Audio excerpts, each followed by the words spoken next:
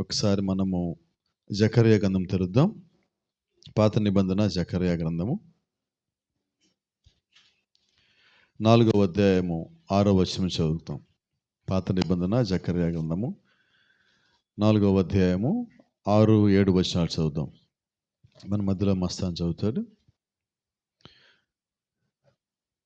జకర్యా గ్రంథము 4వ అధ్యాయము 6, 7 వచనాలు.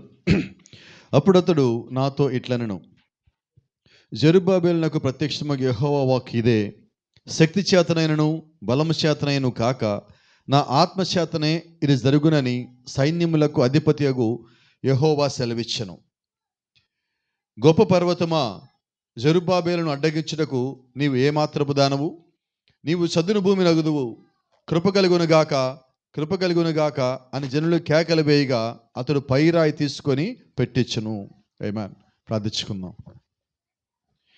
జీవం గల దేవా, జీవాధిపతి నాయన, యొక్క సాయంకాల సమయం మరొకసారి ప్రభువా మేమందరం వినయంగా తరల వంచుతూ నీ యొక్క లేఖన భాగం మధ్యకు వచ్చి ఉండగా చదవబడిన లేఖల నుంచి మాతో మాట్లాడమని ప్రాధాయపడుతున్నామయ్యా.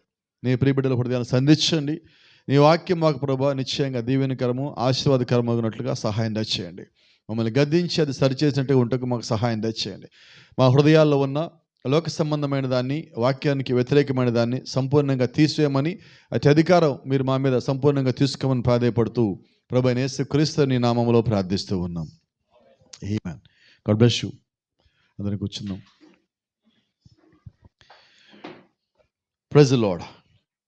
ఒకసారి చూద్దాం 6వ వచనం. అప్పుడు అతడు నాతో ఇట్లనెను, జెరుబ్బాబెలునకు ప్రత్యక్షమగు యెహోవా వాక్కు ఇదే, శక్తి చేతనైనను బలము చేతనైనను కాక నా ఆత్మ చేతనే ఇది జరుగునని సైన్యములకు అధిపతియగు యెహోవా సెలవిచ్చి ఉన్నాడు. Praise the lord. ఈ వాక్యం దాదాపుగా మనందరి జీవితంలో ఒక రకంగా నెరవేరిన వాక్యమై ఉన్నది. అనేక సందర్భాల్లో మన దేవుని దగ్గరికి వచ్చినప్పుడు కొన్ని కార్యాలు మన జీవితంలో జరగాలి మనం ఎదురు చూసినప్పుడు ఇవి ఇక మన వల్ల కాదు అన్నప్పుడు అప్పుడు మనం ఏం నమ్ముతామంటే ఇది ఇక మన వల్ల కాదు, ఇది దేవుడే చేయవలసి ఉన్నాడు. మనం ఎప్పుడైతే అలాగ అనుకున్నామో అప్పుడు దేవుడు పని చేయటం ప్రారంభిస్తాడు. నేను చేయగలను, నేను చూడగలను, నేను దీన్ని సాధించగలను అని నువ్వు ఎప్పుడైతే అనుకుంటున్నావో అప్పుడు దేవుడు పని చేయకుండా ఆగిపోతాడు. ఎప్పుడు దేవుడు పని చేస్తాడంటే ఇది నా వల్ల అవ్వదు, ఇది నేను చేయలేను, ఇది నా శక్తికి మించినది, నేను దీన్ని దాటలేను, కాబట్టి ప్రభువు నాకు సహాయము, నేను ప్రభువుని ఆనుకుంటా, నేను దేవుడి మీద పూర్తిగా ఆధారపడతా, ఇది ఆయన వల్లే సాధ్యం, కానీ ఏ మానవుడు నా జీవితంలో ఈ కార్యం చేయలేడు అని నువ్వు ఎప్పుడైతే విశ్వాసం కలిగి దేవుడి వైపు తిరుగున్నావో అప్పుడు ఆయన ఆ కార్యం జరిగిస్తాడు. ఎందుకని దేవుడు అప్పుడు దాకా ఎదురు చూస్తున్నాడంటే నువ్వు దేవుడిని పూర్తిగా ఆనుకోవాలని దేవుడు కోరుకుంటున్నాడు. ఆమేన్. మన దేవుడు ఎటువంటి దేవుడు అంటే నీ దగ్గరికి ఒక సమస్య వచ్చినప్పుడు, ఒక ఇబ్బంది వచ్చినప్పుడు, ఒక బాధ కష్టం వచ్చినప్పుడు, అది శరీర సంబంధమైన, ఆత్మ సంబంధమైన, కుటుంబ సంబంధమైన, అది ఏ విధమైన నీ దగ్గరికి వచ్చినప్పుడు నువ్వు దానిలో ఎలాగ ఎదుర్కొంటున్నావు అని దేవుడు మొదటగా చూస్తే, రెండోది ఆయన చూసే సంగతి ఏంటంటే ఆ సమస్య వచ్చినప్పుడు నువ్వు ఎంత విశ్వాసం కలిగి ఉన్నావని దేవుడు చూస్తాడు. ఆమేన్. అంటే ఇప్పుడు దేవుడు మనకు ఒక పరీక్ష అనుమతి ఇచ్చింది దేనికి? మనం కలిగి ఉన్న విశ్వాసము ఎంత మాత్రమో బయటికి రావాలి. అది మన దగ్గరికి ఒత్తిడి వచ్చినప్పుడే మనలోంచి నిజమైన బయట వస్తుంది. మనలో నిజంగా దేవుడి పట్ల, వాక్యం పట్ల విశ్వాసం కానీ కలిగి ఉంటే ఒత్తిడి వచ్చినప్పుడు విశ్వాసం బయటికి రావాలి. ఒత్తిడి వచ్చినప్పుడు మనలోంచి సహనము బయటికి రావాల్సి ఉన్నది. ఒత్తిడి వచ్చినప్పుడే మనలోంచి ప్రేమ బయటికి రావాలి. ఒత్తిడి వచ్చినప్పుడే మన లోపల నుంచి ప్రార్థన బయటికి రావాలి. ఒత్తిడి వచ్చినప్పుడే నేను అన్నిటికన్నా ఎక్కువగా దేవుడి యొక్క వాక్యాన్ని నమ్ముతానని నువ్వు కలిగిన విశ్వాసము క్రియారూపంలోకి రావాలి. ఇప్పుడు వరకు మనం ఏం చేస్తున్నామంటే మాటల రూపంలో దేవుని వాక్యాన్ని నమ్ముతున్నాం. వాక్యాన్ని పాస్టర్ గారు చెప్పారనో, బైబిల్ చెప్పిందనో, వాక్యం చదివామనో విని మనం నమ్ముతున్నాం. అయితే ఈ నమ్మిన వాక్యం అంతా క్రియలోకి ఎప్పుడు వచ్చిందంటే నువ్వు దేవుణ్ణి ఆనుకున్నప్పుడు వస్తుంది. ఆమేన్. అంటే మన జీవితంలో వచ్చిన పరిస్థితుల్లో నుంచి దేవుడు మనలో నుంచి బయటకు చూపించుకుంటాడు. ఎందుకు ఈ పరిస్థితి వచ్చింది? దేవుడు నీ ద్వారా లోకానికి ఏదో చెప్పాలనుకుంటున్నాడు, నీ ద్వారా నీ కుటుంబంలో మాట్లాడాలనుకుంటున్నాడు, నీ ద్వారా అనేక మందితో దేవుడు మాట్లాడాలని ఆశపడ్డాడు. కాబట్టి దేవుడు నీ దగ్గరికి ఒక ఇబ్బంది రావటానికి, ఒక శోధన రావటానికి అనుమతి ఇచ్చాడు. అది కూడా ఎందుకు అనుమతి ఇచ్చాడు? నీవు ఆ సమస్యను దాటుకున్న తర్వాత దేవుడి నిమిత్తము సాక్షిగా నిలబడాలి కాబట్టి. ఆమేన్. ఇప్పుడు నా జీవితంలో ఏ సమస్య రాకపోతే నేను సాక్ష్యం ఏం చెప్పాలి? చెప్పండి ఏమున్నది? ఇప్పుడు చాలామంది బైబిల్ కాలేజీకి ట్రైనింగ్‌కి వెళ్తున్నారు పాస్టర్ గారులు. వచ్చాక వాళ్ళు సాక్ష్యం ఏం చెప్పాలి? మేము పలానా కాలేజీ ట్రైనింగ్ అయ్యాం, మాకు సేవ ఇచ్చారు. ఇది ఎట్లా సాక్ష్యం అవుతుంది? సాక్ష్యం ఎప్పుడు రావాలి? దేవుడిని పిలిస్తే నువ్వు త్యాగం చేసి, నువ్వు వదిలేసి, నువ్వు పడ్డ కష్టము, నువ్వు పడ్డ బాధ, తినటానికి కూడా లేకుండా గడిపిన రోజులు నీ జీవితంలో సాక్ష్యం అవుతాయి. అంతేగాని ఎక్కడికి వెళ్ళిపోయి నువ్వు కాసేపు చదివేసి బట్టేసి ఒక కాగితం ఒక తెచ్చుకొని పెట్టుకొని నేను పాస్టర్ గారిని అయిపోయి నాకు వాళ్ళు సంఘం ఇచ్చారంటే ఇది దేవుడి పరిచర్య కాదు, ఇది మనమే అనుకున్న పరిచర్య. అర్థమైనదా? దేవుడు ఇచ్చిన పరిచర్య ఎలాగుంటుంది? నిన్ను కొట్టి తిట్టి సరిచేసి నువ్వు కింద పడి లేచి తప్పులు చేసి పొరపాటు చేసి పడి ఆయన దగ్గర పశ్చాత్తాపం పొంది నేను చేయను ప్రభువా నీలో అనేకం విడిచిపెట్టాక అప్పుడు నువ్వు దేవుడికి సాక్షిగా నిలబడతావు. అప్పుడు దాకా సాక్షిగా నిలబడలేవు. మన వ్యక్తిగతమైన జీవితం కూడా అంతే. నువ్వు రాగానే దేవుళ్ళకి బలంగా రాలేవు. నువ్వు కష్టాలు పడకుండా ఏమాత్రము శోధించబడకుండా నువ్వు దేవుని యొక్క రాజ్యానికి పరిపూర్ణంగా చేరలేవు. అన్నీ రావాలి, అన్నీ తట్టుకోవాలి. ఆ తట్టుకునే సమయంలో మన దగ్గర ఉన్న విశ్వాసము క్రియారూపంలోకి వస్తుంది. Praise the lord. ఇప్పుడు మనం ఆ దశలో ఉన్నాం. ఇక్కడ మాట్లాడుతూ మాట చూడండి. ఇది శక్తి చేతనైనను బలము చేతనైనను కాక నా ఆత్మ చేతన ఇది జరుగునని సైన్యములకు అధిపతగు యెహోవా సెలవిస్తున్నాడు. ఇప్పుడు ఆ మాట అన్నది ఎవరు? యెహోవా వాక్కు, దేవుడి యొక్క నోట్లోంచి పలికిన మాట. ఇది శక్తి వలన, నా బలము నా శక్తి వల్ల జరిగింది కాదని నీకు తెలియాలి. అయితే ఎవరి వల్ల జరిగినది? దేవుని యొక్క శక్తి వల్ల జరిగినది. Praise the lord. నేను అంటున్నాను, ఇటువంటి కార్యాలు ఏమీ మన జీవితంలో జరగలేదా? గట్టిగా రావట్లేదు ఎక్కడ. నేను ఇంకో మాట చెప్తా. నువ్వు ఇక్కడే ఉన్నావు, మీరందరూ ఇక్కడే ఉన్నారు, మనం గాలి పిలుస్తున్నా వదులుతున్నాం, అవునా? మీరు చెప్పండి, ఎవరి బలం వల్ల జరుగుతుంది, ఎవరి శక్తి వల్ల జరుగుతుంది? మీ వల్ల అవుతుందా? మీ లోపల జరిగే సంగతి చెప్తున్నాను నేను, బయటది కాదు. మీ లోపల మీ అందరూ గుండె కొట్టుకుంటున్నది ఎవరి వల్ల జరుగుతున్నది? మీ వల్ల జరుగుతుంది. అది దాన్ని ఏమైనా కంట్రోల్ చేయగలరా మీరు బయట నుంచి? మీలో లోపల ఉన్న మీ గుండెనే మీరు కంట్రోల్ చేయాలి. కొట్టుకోకపోవటం. కాసేపు గాలి బీగబెట్టండి, ఏమవుతుంది? అదే సంగతి. అంటే మన బలం వల్ల ఏం చేయాలి? నీ కంట్రోల్లో నీ శరీరమే లేదు. అది నీకు చెప్తున్నా, నీకు అర్థం కావాలని. Praise the lord. నీ శరీరంలో ఇప్పుడు ఒక 6 లీటర్ రక్తం ఉన్నది. నీ శరీరంలో ఉన్న రక్తము రోజుకి దాదాపుగా 5 నుంచి 80 కిలోమీటర్లు తిరుగుతుంది లోపల. నీకు తెలియకుండా నీ లోపల. ఏం కంట్రోల్ చేస్తావు చెప్పు? నా కంట్రోల్ లేదు. అంటే నా కంట్రోల్లో లేనివి నా లోపల ఎన్ని ఉన్నాయి? అంటే ఇవన్నీ ఎవరి కంట్రోల్లో ఉన్నాయి అంటే దేవుడి కంట్రోల్లోనే ఉన్నాయి. Praise the lord. అంటే మన లోపల ఉన్నాయే కాదండి. మనకు సంగతి అర్థం అవ్వాలి రాత్రి. ఏంటంటే సంగతి, మన లోపలయే కాదు, మన జీవితం లోపల అన్నీ కూడా దేవుడి యొక్క నియంత్రణలోనే ఉన్నాయి. ఆ సంగతి మనకి ఎప్పుడు అర్థమైనదో మనం సంపూర్ణంగా దేవుడి మీద ఆధారపడతాం. Praise the lord. ఇక్కడ ఒక సంగతి మీకు జ్ఞాపకం చేస్తున్నాను. మీరు భూమి మీద ఒక పెద్ద గొప్ప కట్టడం గురించి మాట్లాడానంటే ఒక కట్టడం గురించి మనం మాట్లాడగలం. ఏంటి ఆ కట్టడం అంటే, భూమి మీద మనమందరం చూసిన దానికన్నా కూడా పెద్ద కట్టడం ఏదైనా ఉన్నదంటే, పాతకాలనిది ఎక్కువ కాలం నుంచి ఒక కట్టడం ఏదైనా ఉన్నదంటే దాని పేరు పిరమిడ్. హానోకు పిరమిడ్. అందరు ఇక్కడే ఉన్నారా? ఇక్కడే ఉందమ్మా, ఎటు ఆలోచన చేయొద్దు. హానోకు పిరమిడ్ ఉన్నది. ఈ హానోకు పిరమిడ్ భూమి మీద కట్టినప్పుడు ఈ హానోకు పిరమిడ్లో పెద్ద పెద్ద రాళ్ళు ఉన్నాయి, చిన్న చిన్న రాళ్ళు ఉన్నాయి. అయితే మీరు గమనించినట్లయితే ఇవన్నీ మనుషులు చేసిన కట్టడాలే. అయితే ఇప్పుడు కూడా భూమి మీద ఉన్న మనుషులు ఆ హానోకు కట్టిన పిరమిడ్ లాగా కట్టలేరు. ఏంటి కారణం అంటే, హానోకు పిరమిడ్ మనుషులే కట్టారు కానీ దాని యొక్క ప్లాను కట్టించిన వాడు దేవుడై ఉన్నాడు. ఆమేన్. అంటే ఇప్పుడు ఎవరి నియంత్రణలో ఉన్నది? కట్టడం మాత్రం మనుషులు కట్టినట్టు కనిపిస్తుంది. అయితే ఆ కట్టిన మనుషులు దేవుడు యొక్క నియంత్రణలో ఉన్నారు. అలాగే ఈరోజు కూడా దేవుడు భూమి మీద ఆయన తన యొక్క సంఘాన్ని కడుతున్నాడు.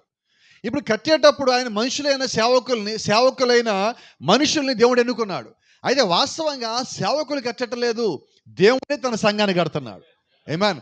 కాబట్టి గమనించండి, ఆ హానోకు కట్టిన పిరమిడ్లో లేకపోతే ఆ గాజాలో ఉన్న పిరమిడ్లో ఒక్కొక్క రాయి, పెద్ద రాయి 8 టన్నులు 40 టన్నులు ఇంతంత బరువు ఉన్నది. 8 అడుగులు, 12 అడుగులు వెడల్పు, 8 అడుగులు హైటు ఇలాగుండే అంతంత పెద్ద రాళ్ళు. మరి ఈ రోజు కూడా అంత పెద్ద రాయిని మనం పైకెత్తగలమా? మన క్రేన్లు వచ్చినాయి. ఇప్పుడు కరెంటు స్తంభాలు బయట చూస్తాం మనం పాతేటప్పుడు క్రేన్లు వచ్చి పెడుతున్నాయి. మరి ఆ దినాల్లో క్రేన్లు లేవు కదా, ఎలా పెట్టారు వాళ్ళు? అంత పెద్ద కట్టడం మళ్ళీ వాళ్ళు ఎలా కట్టారంటే రాయికి రాయికి మధ్యలో బ్లేడ్ కూడా మీరు పెట్టలేరు. మనం వాడే బ్లేడ్ కూడా రాతి మధ్యలో పెట్టలేము. అంటే దేవుడు ఎంత పకడ్బందీగా ఆయన యొక్క ప్రణాళిక దాన్ని కట్టించాడంటే రాబోయే తన సంఘాన్ని దేవుడు ఎలా కట్టబోతున్నాడో మనకు చూపిస్తున్నాడు. ఆ రాళ్ళన్నీ విశ్వాసులైతే మరి విశ్వాసి మధ్యలో ఒక బ్లేడ్ కూడా పెట్టడానికి వీలు లేకుండా దేవుడు సంఘాన్ని కడుతున్నాడు. అంటే విశ్వాసికి మధ్యలో గ్యాపులు లేవు. మేడగదిలో వాళ్ళందరూ పరిశుద్ధాత్మను పొందుకోవడానికన్నా ముందు ఎంతమంది కూర్చున్నారు? 120 మంది. వాస్తవంగా ఆ గదిలో పట్టేది 60 మందే. ఎంతమంది కూర్చున్నారు? మరి వాళ్ళ మధ్య ఖాళీ ఎంత ఉన్నది? ఇప్పుడు కూడా దేవుడు అలాగే సంఘాన్ని కడుతున్నాడు. ఆత్మీయంగా మన మధ్యలో తేడాలు ఉండొద్దు. విశ్వాసంలోనూ ప్రార్థనలోనూ మనమందరం ఒక్కటై ఉన్నాం. మనం ఎప్పుడైతే విడివిడిగా ఉన్నామో మన బలహీనం, మనమందరం ఒకటే ఆత్మగాన్ని కలిగి ఉంటే మనకన్నా బలము భూమి మీద మరెవరికీ లేదు. అటువంటి శక్తిని, అటువంటి బలాన్ని మనకి దేవుడు ఇవ్వలేదండి. దేవుడే మన లోపల పెట్టున్నాడు. ఆమేన్. అది నీ అంతటి నీకు రాలేదు, అది దేవుడి ద్వారా మాత్రమే వచ్చింది. మేడగదిలో మీరందరూ కూడుకోండి అని చెప్పింది దేవుడే. మీరందరూ పైన శక్తిని పొందుకునేదాకా కనిపెట్టండి అని చెప్పింది దేవుడే. వారందరూ ఎప్పుడైతే ఏకాత్మకు వచ్చారో వారి లోపలికి దేవుడు తన యొక్క ఆత్మని, తన యొక్క ఆత్మలో ఉన్న సమస్తాన్ని కుమ్మరించిన వాడు దేవుడై ఉన్నాడు. హల్లెలూయా. అలాగే ఈ రోజు కూడా దేవుడు భూమి మీద ఆయన యొక్క విశ్వాసాలు మొత్తము ఒకే వాక్యం కిందకి, ఒకే ప్రార్థన కిందకి, ఒకే విశ్వాసం కిందకి ఎప్పుడు వచ్చాడో మళ్ళా దేవుడు తన యొక్క సంఘములో తన యొక్క ఆత్మని అదే విధంగా ఉంచగలడు. అప్పుడు మేడగది నుంచి వాళ్ళకి కిందకి దిగినప్పుడు ఎటువంటి కార్యములు చేశారో మళ్ళా ఇప్పుడు అటువంటి కార్యములు చేయగలరు. ఏమా ఈరోజు మనం చూస్తూ ఉన్నాం, పెంతెకోస్తు అని పేరు చాలా సంఘాలు పెట్టుకున్నాయి. మీరు గమనించండి, ఈ పెంతెకోస్తు అనే సంఘం వారు పేరు పెట్టుకున్నారు, దాన్ని ఏం తప్పు లేదండి. అయితే ఇక్కడ పెంతెకోస్తు పేరు వారు తీసుకున్నారు, కానీ పెంతెకోస్తులో ఉన్న ఉద్యోగం ఉన్నదా? పెంతెకోస్తులో ఉన్న మంట ఉన్నదా? పెంతెకోస్తులో జరిగిన దేవుని కార్యాలు జరుగుతున్నాయా? జరగటలా. ఏంటి కారణం? ఆ పేరు తెచ్చి పెట్టుకున్నాం, కానీ ఆ ఆత్మను మాత్రం మనం తీసుకురాల. మేడగదిలోకి దిగి వచ్చిన దేవుడు యొక్క ఆత్మ ఈరోజు నువ్వు ఏం పేరు పెట్టుకున్నా పెట్టుకోకపోయినా కూడా ఆయన ఆత్మని తెస్తాడు. ఎప్పుడు? నేను జీవించినప్పుడు, ఎప్పుడు నేను ఆయనకి లోబడినప్పుడు, ఎప్పుడు ఆయన నాకు ఇస్తాడంటే నేను వాక్యాన్ని కట్టుబడి ఉన్నప్పుడు, ఎప్పుడు ఆయన నాకు దాన్ని ఇస్తాడంటే నేను ఆయన సంపూర్ణంగా ఆనుకున్నప్పుడు. ఆమేన్. ఇక్కడ వాక్యం సెలవిస్తున్నది. ఏమని సెలవిస్తుంది? శక్తి చేతనైను బలమ చేతనైను కాదు, కానీ నా ఆత్మ చేతనే. Praise the lord. అంటే మన జీవితంలో కార్యాలు ఎలా జరుగుతున్నాయి? నేను సాధించాను పాస్టర్ గారు, నేను కష్టపడ్డాను పాస్టర్ గారు, నేను ఇలా చేశా అలా చేశా. రైట్. ఒకసారి ఈ వాక్యం చెప్పండి ఏంటో. ఎవరి శక్తి? నా శక్తి వలన కాదు, నా బలం వలన కాదు. ఈ మాట పలుకుతున్నది దేవుడే అక్కడ. కాబట్టి భూమి మీద ఏ కార్యం జరిగినా అది దేవుని యొక్క కార్యమై ఉన్నది.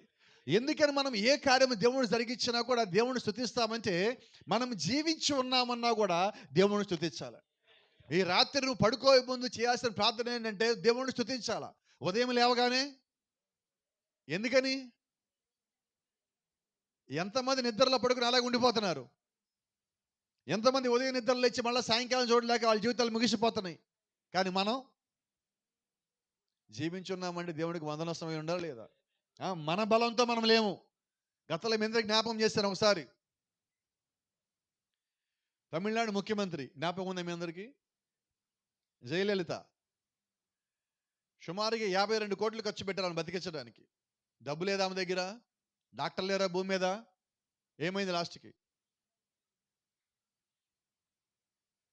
అంటే డబ్బు బలం పనిచేయదు, నీ పదవి బలము పనిచేయదు, నీ శక్తి పనిచేయదు. మరి ఏం పని చేయాలి? నువ్వు దేవుడి చిత్తం అయితేనే భూమి మీద ఉండాలి.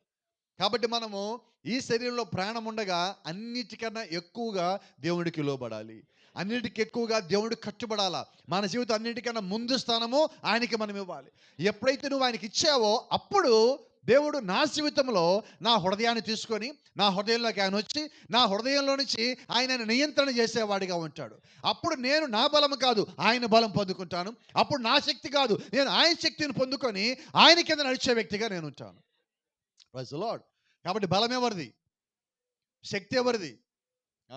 మనకి ఎంత కండలైనా ఉండొచ్చు, కానీ ఇవి పనిచేయవు. మనం ఎంత జ్ఞానమైనా కలిగి ఉండొచ్చు, అది పనిచేయదు. ఒక సంగతి జ్ఞాపకం చేస్తాను అందరికీ. మనం ఎంత జ్ఞానం ఉన్నప్పటికీ ఒకవేళ దేవుడు గాని నీ జ్ఞానం పనిచేయకూడదు అనుకుంటే అప్పుడేంటి? ఒక చిన్న మాట చెప్తా. బైబిల్లో దావీదు తెలివైనడా కాదా? యోధుడా కాదా? ప్రార్థనాపరుడా కాదా? మరి అటువంటి దావీదు ప్రార్థనాపరుడు, దేవుడి యొక్క హృదయానుసారుడు, శక్తివంతుడు, బలవంతుడు, జ్ఞానవంతుడు, యుధతంత్రం నేర్చినవాడు. దావీదుకి తెలియనిదేంటి? దావీదు ఇసిరే వరిసెల రాయి సంగతి తెలుసా మీకు ఎవరికన్నా? 1000 అడుగుల అవతల తల వెంట్రుక అక్కడ పెడితే ఆ తల వెంట్రుకను మాత్రమే కొడతాడు దావీదు. 1000 అడుగుల అవతల. ఎంత జ్ఞానం ఉంది, ఎంత నేర్పరి. ఇటువంటి వాడు ఒకసారి శత్రువుల చేతుల్లోకి వెళ్ళి దొరికిపోయిన తర్వాత ఏం చేశాడు జ్ఞాపకం ఉందా మీకు? పిచ్చోళ్ళ చేశాడు. ఇప్పుడు దావీదుకున్న జ్ఞానాన్ని దేవుడు ఏం చేశాడు? ఎందుకు ఇప్పుడు దేవుడి పని చేయాలి దావీదు బతకాలంటే? కొన్నిసార్లు మనం కూడా ఏం చేయాలి? లోకం దృష్టిలో తీసేసుకోండి జ్ఞానం, అంతే. పిచ్చోళ్ళలాగా ఉండండి. నువ్వు వాక్యాన్ని వెంబడిస్తే వాళ్ళకి పిచ్చోళ్ళలాగా ఉంటావు ఎట్టాగు, అంతే కదా? నువ్వేంటి? కొంతమంది నా దగ్గరికి వస్తూ ఉంటారు. ఇదిగో ఇక్కడ ఉన్నాడు నాతో పాటు చదువుకున్నాను స్నేహితుడు మస్తాను. ఆయన కొన్నిసార్లు నన్ను చూసి నువ్వేనా అంటుంటాడు. చూస్తున్నాడు దాదాపుగా 13 ఏళ్ళ నుంచి, 2011 నుంచి నన్ను చూస్తున్నాడు. ఇలాగా నువ్వేనా అంటాడు మధ్య మధ్యలో ఉండి అకస్మాత్తుగా. మరి రెగ్యులర్ చూస్తున్న ఈయన అలాగుంటే అంతమంది చూసిన వాళ్ళు ఏమంటారు? ఎలాంటి జీవితం ఎట్ట చేసుకున్నాను, పాడు చేసుకున్నావు, ఎట్టున్నాళ్ళ దృష్టిలో ఇప్పుడు నేను పిచ్చోళ్ళలాగా ఉన్నా. నేను సినిమాల్లో చక్కగా సంపాదించుకుంటా, లక్షలు సంపాదించుకుంటా, అంత బాగా అక్కడ ఉండకుండా ఇప్పుడు చూసేవాడికి ఎలాగ ఉంటాం? పిచ్చోళ్ళలాగా ఉండే వాళ్ళ దృష్టిలో. ఏం పర్వాలేదు, సంతోషమే కదా నాకు. ఆడేవాడో భూమి మీద ఉన్నవాడు పిచ్చోడిని కూడా మేలా, దేవుడిని మంచోడిని కూడా మేలా? భూమి మీద ఉన్న మొత్తం కూడా 752 కోట్లు ఎంతమంది లెక్క చెబుతున్నారు, అంతమంది నేను పిచ్చోడిని కూడా పర్వాలేదండి. దేవుడు ఒకడు మాత్రం ఇంటికి కరెక్ట్గా ఉన్నాడంటే చాలు. నాలాగున్నారు మీరు కూడా, నాలాంటి పిచ్చోళ్ళని మీరు కూడా అంటున్నా. అట్లాగైతే పరలోక రాజ్యానికి వెళ్తామండి. లోకం చూసి దాన్ని ఏమనుకుంటుందో, వాళ్ళు ఏమనుకుంటారో, వీళ్ళు ఏమనుకుంటారో అంటే దేవుడు యొక్క శక్తి మన జీవితంలో పనిచేయదు. కాబట్టి ఇతరుల గురించి మనం ఆలోచించడం మానేద్దాం. నువ్వు దేవుడి గురించి ఆలోచించినప్పుడు ఇతరుల గురించి ఆలోచించవు. ఎవరు ఏమనుకున్నా పర్వాలా, నన్ను దేవుడు ఏమనుకుంటాడు చెప్దాం ఒకసారి. ఎవరు ఏమనుకున్నా పర్వాలా, చెప్పండి నాతో పాటు. ఎవరు ఏమనుకున్నా పర్వాలా, నా గురించి దేవుడు ఏమనుకుంటాడో అదే నాకు ముఖ్యం. ఈ మాట అనుకొని మనం స్థిరపడిపోతే అంత బాగుంటుంది. ఇప్పుడు ఎవరి గురించి ఆలోచన మనకి? ఎవరి గురించి చింత? ఆయన అంటున్నాడు మీ చింత నా దగ్గర పడేయండి, నేను భరిస్తా అంటున్నాడు. అట్లాంటి వాడు ఎవడున్నాడు మనం చెప్పండి? ఎవరు లేరు కదా. మరి ఆయన అనుకోకుండా ఇంకెవరిని అనుకున్నాం ఈ పూట? పూర్తిగా నేను అంటున్నాను, మనం ఆనుకుంటున్నాం. అయితే ఎప్పుడు అనుకుంటున్నాం అది కూడా చెప్పండి నాకు. బాధ వచ్చాక, కష్టం వచ్చాక, నష్టం వచ్చాక, శోధన వచ్చాక, ఇబ్బంది వచ్చాక, వ్యాధో ఇంకేదైనా జరిగిన తర్వాత అప్పుడు ప్రభువా అని ఆయన వైపు తిరుగుతున్నాం. అలా కాకుండా అన్నీ బాగున్నప్పుడు ఆయన వైపు తిరిగితే, అన్నీ బాగున్నప్పుడు ఆయన అనుకుంటే, అన్నీ బాగున్నప్పుడు మిగతా వాళ్ళందరూ ఎన్ని చెప్పినా పక్కకి మొత్తం నెట్టేసి నాకు ప్రభువే ముఖ్యము, నాకు దేవుడే ముఖ్యము. ఎందుకంటే నా జీవితంలో ఇన్ని కార్యాలు చేసింది దేవుడే. ఇప్పుడు దాకా నా జీవితంలో ఒక్క కార్యము కూడా నా శక్తి వల్ల, నా బలం వల్ల జరగలేదు. అన్నీ ఆయన యొక్క ఆత్మ వల్ల మాత్రమే జరిగినాయి అని నువ్వు ఇప్పుడు కాదు, ప్రతి చోట చెప్పవలసి ఉన్నావు. నువ్వు ఎక్కడ అడుగు పెట్టినా అటేపోళ్ళు ఏమైనా మాట్లాడని, నీ మాటల్లో నువ్వు క్రీస్తుని చూపించాలా. నీ జీవితంలో నువ్వు క్రీస్తుని చూపించాలా. వాళ్ళు నిన్ను చూసి సనగని, నిన్ను చూసి గొనగని, నిన్ను వ్యతిరేకించని, నిన్ను దూషించని, నువ్వు ఏం చేసినప్పటికీ నీవు క్రీస్తు యొక్క కార్యములు నీ జీవితంలో చేసి నువ్వు మాత్రమే నువ్వు చెప్పు. ఎందుకంటే వాళ్ళ కళ్ళ ముందు నీవే క్రీస్తుకు సాక్షివి. ఇక్కడున్న వాక్యం వినే మనమందరం కూడా వాక్యానికి సాక్షులం.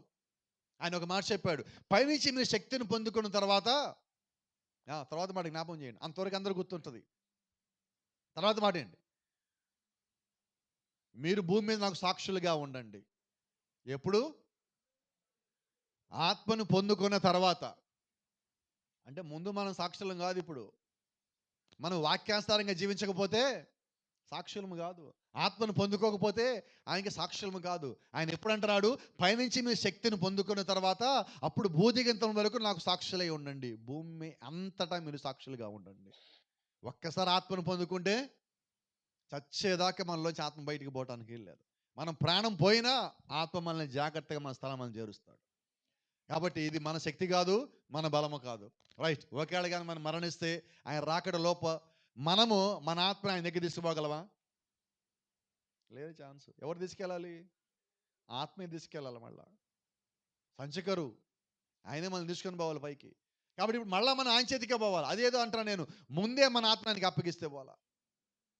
ఈరోజు చాలా మంది అనుకుంటున్నారు బాప్తిజం అంటే ఏంటి? పరలోకం వెళ్ళే మార్గం. ఇంకా చెప్పండి అమ్మా. అసలు బాప్తిజం అంటే ఏంటో? మనసు మారటము. రైట్. తర్వాత అప్పుడు పాపాలు క్షమించబడతాయి. రైట్. ఈ రెండు దేనికి అసలు? పరిశుద్ధాత్మను పొందుకోవడానికి. అంటే నీలో ఉన్న ఆత్మ, చెప్పండి గట్టిగా వినపడాలి నాకు. మనలో ఉన్న ఆత్మ చస్తే అప్పుడు పరిశుద్ధాత్ముడు వస్తాడు. మన ఆత్మ ఎప్పుడు చస్తుంది? మనం మారాక, మనం మారు మనసు పొందాక, మనలో ఉన్న మనం చేసిన తప్పులను ఒప్పుకున్నాక, పశ్చాత్తాపం పొందాక, అప్పుడు దేవుడు వాటిని క్షమించాక. ఈ రెండు జరగకుండా ఆత్మను పొందుకుంటావా? రైట్. ఈ రెండు జరిగాక నువ్వు ఆత్మను పొందుకున్నాక నీలో నువ్వు ఉన్నావా? నాలో నేను లేను. నాలో ఉన్నది ఎవరు? అపోస్తలుడైన పౌలు అంటాడు, జీవించేది నేను కాదు, నాలో ఉన్న క్రీస్తు. అంటే ఎవరు? పరిశుద్ధాత్మ. క్రీస్తు అంటే వాక్యం. అంటే ఇప్పుడు పౌలు గారు అనే మాట ఇక్కడున్న మనలో ఎవరన్నా అనగలమా? ఉంటే చెప్పండి ఎవరన్నా ధైర్యంగా. నేను అనగలను పాస్టర్ గారు, జీవించేది నేను కాదు, నాలో క్రీస్తే. అంటే ఒక్కసారి మన వెనకాల జీవితం చూస్తే మనకు అర్థమైపోతుంది జీవించేది మనమా క్రీస్తా. అయితే సంగతి మిమ్మల్ని అందరూ నిరుత్సాహపరచడం ఒక సంగతి చెప్తాను. మన ఉపవాసాలు ఉన్నప్పుడు, ప్రార్థన చేసినప్పుడు, యూత్ క్యాంపులో ఉన్నప్పుడు, మీటింగ్లకు అటెండ్ అయినప్పుడు, అప్పుడు మనలో మనం లేం. మనలో ఉన్నవాడు చచ్చిపోయి ఉంటాడు. ఆ కాసేపు చచ్చిపోతాడు, వాడు పడుకోబెడతాం. చచ్చిపోతేటగా మళ్ళీ మనకు అవసరమైతే వాడు రావద్దు. కాబట్టి మనం ఏం చేస్తామండి? ఒక టాబ్లెట్ వేయడం, ఒక గాస్పిల్ వేస్తాం, వాడికి పడుకుంటాడు వాడు. ఒక సువార్త వెళ్ళేస్తాం, పడుకుంటాడు. ఎప్పటి వరకు? కొంతమంది చెప్తాడు, పాస్టర్ గారు యూత్ క్యాంపులో ఉన్నప్పుడు అది వేరే లోకం పాస్టర్ గారు, అసలు వేరే ఆత్మ పాస్టర్ గారు. అప్పుడు ఎలాగున్నామంటే మాలో మేము లేం, ఏదో జరిగింది మొత్తానికి. రైట్. మిగతా రోజులు అంటే యూత్ క్యాంపులో ఏం చేశారు? లోపల పడుకోబెట్టాం. ఆ యూత్ క్యాంపులో ఉన్నప్పుడు ఏం చేశాను? ప్రభువా, ఆహా ఏం వాతావరణం, ఎక్కడ చూసినా ఎలాగున్నది, ఎంత బాగున్నది. పరిచయం ఎలా చేశాం? ఎవరు చెప్పారు మీకు పరిచయం చేయమని? అసలు చూసుకొని వాళ్ళందరూ దూసుకొని పోయారు. నెట్టుకొని పోయి పరిచయం, నేను చేస్తాను నాగని చెప్పి ఒకళ్ళని ఒకళ్ళు నెట్టుకొని పోయి పరిచయం చేశారు. వచ్చేప్పుడు ఈ వారం ఎవరు వంట చేస్తారు, ఎవరు శుభ్రం చేస్తారు అంటే ఇక్కడ ఏం చేసాం? నిద్రపుచ్చాం. అక్కడ నిద్రపుచ్చాం, ఇక్కడికి వచ్చాక అక్కడ మళ్ళీ పైకి లేపాం. నేను ఎప్పుడేమంటానంటే మనలో ఉన్నవాడిని మనం చంపేయాలా? ప్రార్థనల ద్వారా చంపేయండి, మోకాళ్ళ ప్రార్థనలు చంపేయండి, ఉపవాస ప్రార్థనలు మనం చంపేయండి. వాడు ఎంత త్వరగా చనిపోతే అంత త్వరగా దేవుడు ఒక ఆత్మ మన లోపల నుంచి కార్యాలు జరిగిస్తాడు. ఎప్పుడు సంగతి జ్ఞాపకం ఉంచుకోండి. మన లోపల దేవుడు కార్యాలు చేయడానికి కావాల్సిన శక్తి మనం కలిగి ఉన్నాం. అయితే జీవించని కారణం చేత ఆ కార్యాలు అలా పెండింగ్లో ఉన్నాయి, పెండింగ్లో ఉండిపోయినాయి. చూడండి, అంటే ఇది విమర్శ చేయట్లో ఒక మాట చెప్తా ఉన్నా. ఎప్పుడైనా ఇద్దరు గొడవ తీసుకుపోయి పోలీస్ స్టేషన్లో కేసు పెట్టాం. ఆ కేసు పోయి కోర్టుకి వెళ్ళింది. అది ఎప్పుడు తేలుతుంది? పోలీస్ స్టేషన్లో పెట్టిన కోర్టుకి వెళ్ళిన కేసు ఎప్పుడు తేలుతుంది? ఎంతకాలం పడుతుంది? తెలియదు అసలు. ఏం జరుగుతుంది? పెండింగ్ పడింది. రెండోవాడు ఎవడో కేసు పెట్టాడు, మళ్ళీ పెండింగ్. మూడోడు పెట్టాడు, పెండింగ్. ఇప్పుడు అలాగా అది చేయవలసి ఉన్నది, అది జరగటల్లా. అలాగే మన జీవితంలో కూడా దేవుడు మనకి అప్పగించిన పనులు చాలా ఉన్నాయి. అవి మనం చేయకపోవటం వల్ల మనకి రావాల్సిన దీవెనలు, ఆశీర్వాదములు, దేవుడు యొక్క సంగతులన్నీ ఏమైనాయి? పెండింగ్లో పడ్డాయి. ఇప్పుడు ఆ పెండింగ్ని ఏం చేయాలా? నేనే చేయాలండి. ఇప్పుడు నా దగ్గర ఉన్న పెండింగ్ నేనేం చేయాలి? ఇప్పుడు నేను దాన్ని అన్నిటినీ త్వరగా ఏది ముందు చేయాలో ఆ ఫైల్ ముందు పెట్టుకొని నేను త్వరగా పని చేసుకుంటూ పోవాలి. అంటే ఎక్కడ నేను దేవుణ్ణి వదిలేశానో అక్కడ దేవుణ్ణి ఎతకాలి. ఎక్కడ నేను ప్రార్థన ఆపేశానో అక్కడ ప్రార్థన చేయాలి. ఎక్కడ నేను దేవుణ్ణి నమ్మకుండా నా సొంతానికి ఇష్టానికి తిరిగానో అక్కడ నేను దేవుణ్ణి నమ్మవలసి ఉన్నా. ఏ విషయంలో నేను దేవుణ్ణి విడిచిపెట్టానో, ఎక్కడ నేను విశ్వాసంగా లేనో అక్కడ నేను తిరిగి విశ్వాసం పొందుకొని వాక్య నిమిత్తం జీవిస్తున్నప్పుడు అప్పుడు దేవుడు నా జీవితంలో కార్యం మరలా చేయగలడు. ఆమేన్. కాబట్టి ఇప్పుడు దేవుణ్ణి ఆపింది ఎవరు? మనమే. ఆయన పని చేయకుండా ఆపింది ఎవరు? నేనే. ఇప్పుడు దేవుడు ఎవరికి కావాలి ఇంతకీ? కానీ ఆపింది ఎవరు? ఇప్పుడు చెప్పండి, ఏం చేద్దాం? ఎవరు సరి చేసుకోవాలి? చూసారు, మీకు అన్నీ తెలుసు, అన్నీ తెలుసు, అయినా కూడా అప్పుడప్పుడు నాతో ఇలా చెప్పిస్తానికి నాకు మైక్ చేతిలో పెడతారు. ఆశ్చర్యం ఏంటంటే, చూడ ఒక చిన్న వర్తమానం ఒక మాట చెప్తాను. కాదేశ బన్య వర్తమానంలో ప్రజలు నడవరు, ఏమైనప్పటికీ సంఘము ఉండవలసినంత అవిటిగా ఉన్నది. ఎలా ఉన్నది సంఘము? అవిటిగా అంటే అన్ని అవయవాలు ఉన్నప్పటికీ ఏదో ఒక అవయవం పనిచేయటల్లా. ఇప్పుడు దేవుడు అన్ని అవయవాలు ఇచ్చాడు, సంఘానికి, శరీరానికి అన్ని ఇచ్చాడు. అయితే ఏదో ఒక అవయవం పని చేయకుండా ఉన్నప్పుడు అది బలమైనదా? కాదండి. ఇప్పుడు సంఘానికి అంతా ఇచ్చాడు, ప్రార్థన ఇచ్చాడు, విశ్వాసం ఇచ్చాడు, వాక్యం ఇచ్చాడు, వర్తమానం ఇచ్చాడు, బయలుపాటు ఇచ్చాడు, మర్మాలు ఇచ్చాడు. ఆయన ఇవ్వనిదేంటి? ఆత్మ ఇచ్చాడు, విశ్వాసం ఇచ్చాడు, క్రియలు ఇచ్చాడు, కార్యములు ఇచ్చాడు. అయితే వీటన్నిటిలో ఏదో ఒకటి మన జీవితంలో పనిచేయటంలా. ఎక్కువగా మన దగ్గర పనిచేయింది ఏంటో తెలుసా? విశ్వాసం. ఎక్కువగా మన దగ్గర విశ్వాసం లేదా? ఉన్నది. పని చేస్తుందా? చేయట్లా. ఎంత పని చేస్తుంది? అది. ఇప్పుడు ఆయన ఏమంటున్నాడు? నేను పని చేయాలి మీ జీవితంలో అంటున్నాడు దేవుడు. నేను పని చేయాలి అంటే దేవుడు అనే మాట, నేను పని చేస్తా, నా శక్తితో నేను చేస్తా అంటే ఇప్పుడు నేను ఆయన శక్తిని నమ్మే అంత విశ్వాసం కలిగి ఉంటే దేవుడు పని చేస్తాడు. నా శక్తికి మించి ఆయన శక్తి ఉంటుంది ఎప్పుడు. నాది కోటిలో 0.1 అయితే ఆయనది కోటి. తక్కువలో తక్కువ చేయదు, అంతకనే అది ఇన్ఫినిటీ. అది మైకేల్ చెప్పినట్టుగా ఎంత? అది అనంతము, లెక్క పెట్టలేనంత శక్తి ఆయనది. మనదెంత? ఇప్పుడు ఇంత దాన్ని 0.1 పెట్టుకొని మనం ఏం చేస్తామంటే, నా గురించి నీకు తెలియదు అంటాం, నేనెవరో నీకు తెలియదు అంటాం, నా సంగతి నీకు అది తెలియలేదు నాకు నిజంగానే. ఇప్పుడు తెలియాల్సిన ఎవరి శక్తి? మన శక్తి ఎంత? 0కి అటు ఇటుగా ఉన్నది. మరి ఆయనది ఎంత? అనంతమై ఉన్నది. బైబిల్ చెప్తుంది కదా మాట. ఆయన సర్వశక్తిమంతుడు, ఆయన ఆశ్చర్యకరుడు, ఆయన ఆలోచనకర్త, అన్నీ ఆయన అయి ఉన్నాడు. ఇప్పుడు ఆయన కలిగి ఉన్న శక్తిలో మనం ఎంత కలిగి ఉన్నాం? 0. మరి 0 కలిగింది మనమేమంటున్నాం? నాకు అంతా తెలుసు, నాకు మొత్తం తెలుసు, నాకు తెలియంది ఏది లేదు తెలుసా అంటున్నాం మనం. ఆయన ఇప్పుడు ఆ మాట అనాల్సిన వాళ్ళు ఎవరు? దేవుడు అనాల. ఆయన అంటున్నాడా? సర్వాంతర్యామి అంటున్నాడా? సర్వశక్తిమంతుడు అంటున్నాడా? బలిష్ఠుడైన దేవుడు అంటున్నాడా? సృష్టికర్త అంటున్నాడా? సమాధానకర్త అంటున్నాడా? ఆలోచనకర్త అంటున్నాడా? ఆయన ఏమంటల్లా. మనకు సామెత ఉంది కదా, అన్నీ ఉన్న నాకు ఏమీ లే నాకు మళ్ళాగుంటుంది. అంతేనా? నెలకోసారి ప్రార్థన చేసి మనం ఎలాగుంటాం? నా అంత ప్రార్థనా పరుడు మా సంఘంలో ఎవడు లేడు. అంతేనా కదా? అంటే మనం ఒకసారి ప్రార్థన చేస్తే ఇలాగుంటే, రోజు ప్రార్థన చేస్తే అమ్మో తట్టుకోలేం భాష, అట్లాంటి శక్తి మాకొద్దు. ఏం శక్తి అది? ఈరోజు మనం ఎలాగ అయిపోయామంటే, ఒక రోజు 2 రోజులు వరుసగా ప్రార్థన చేయండి, 3 రోజుకి వాళ్ళు బాడీ లాంగ్వేజ్ మారిపోతుంది. ఎందుకని? నేను ప్రార్థన చేస్తాను డైలీ. ఎన్ని రోజుల నుంచి? 2వ రోజు, 3వ రోజు రాలేదు ఇంకా. నిజమా కాదా? నేను చెప్తాను, అబద్ధం చెప్తున్నాను ఏమన్నా? 2 రోజులు బైబిల్ చదవండి, సాయంత్రం పూట, మధ్యాహ్నం పూట, 3 గంటల 4 గంటల మధ్యలో. ఇంటి పక్కన వాళ్ళకి ఏం చెప్తాను తెలుసా? రోజు 3, 4 అయితే నా మనసులో ఉండదు, బైబిల్ చదవాల్సిందే. ఎన్ని రోజులకి? ప్రభా వీళ్ళు కానీ 1 సంవత్సరం చదివితే ఇంటి పక్కన చుట్టుపక్కల అందరూ ఇల్లు అద్దెకి ఇచ్చేసి వెళ్ళిపోతారు ఖాళీ చేసి. అంతేనా కదా? అంటే ఇప్పుడు ఈరోజు మనం ఏం చేస్తున్నాము అంటే, నేను ఒక దేవుడిలో ఒక పని చేశానని చెప్పుకోవడానికి ఇష్టపడుతున్నాం. నువ్వు చెప్పుకోవాల్సిన పని లేదు. నువ్వు నిజంగా చేస్తే నీ లోపల నుంచి కార్యాలు ప్రజలకు కనిపిస్తాయి. అంతేనా కదా? రోజు ప్రార్థిస్తున్నా, నా జీవితం ఎలాగుంటుంది? రోజు బైబిల్ చదువుతున్నా, నా మాటలు ఎలాగుంటాయి?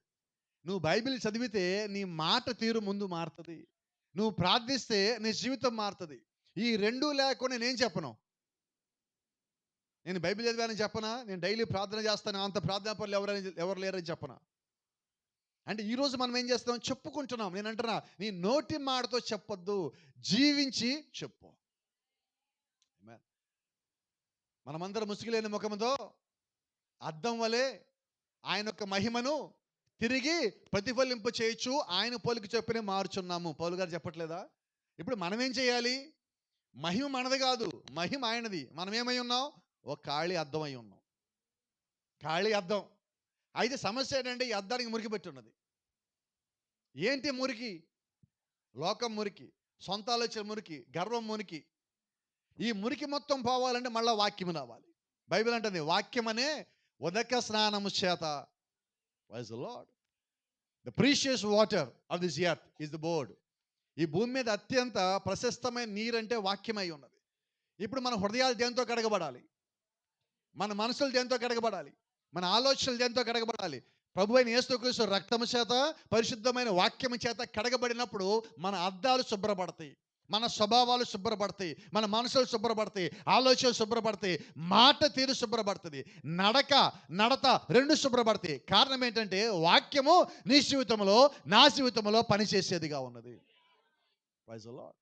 ఇప్పుడు దేవుడు మన లోపల పని చేయాలంటే మనం దేవుడికి లోబడాలి కదా? ఎలా లోబడాలి? నా శక్తి కాదు ప్రభువా. అవునా? మనం ప్రార్థన చేస్తే ఎలాగుండాలి?